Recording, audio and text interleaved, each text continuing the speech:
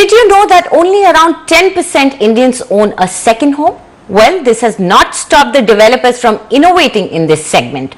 Over the years, the age-old concept of second homes has evolved significantly. These homes are not just your weekend getaways, but a lot more. So let's take a look at how this concept of second homes has evolved, and should you be investing in one?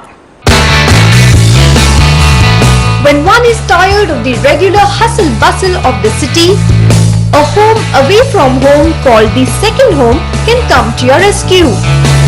Over the years, the concept of second home or weekend home has seen a lot of transformation. First, the second homes have started coming closer to the city. Second, they are designed based on themes and offer end users with a host of luxuries. And many big-ticket developers have also entered into this market.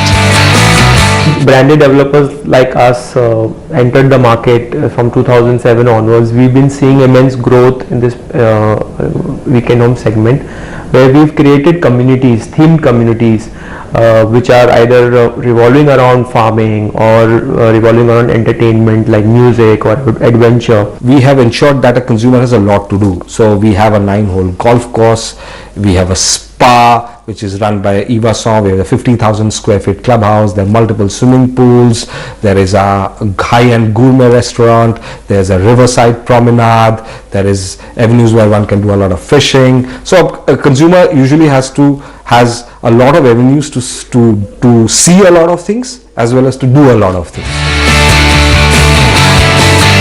But today, second homes, which are designed to provide a holistic experience to the consumers, are also looked upon as good investment options as well. The return on investments in terms of interest has come down. So earlier people used to get 10, 10.5, 11, 12% from the banks. Today that's not so, you get 5-6%. So obviously the return is not adequate enough for people to invest into banks and financial institutions.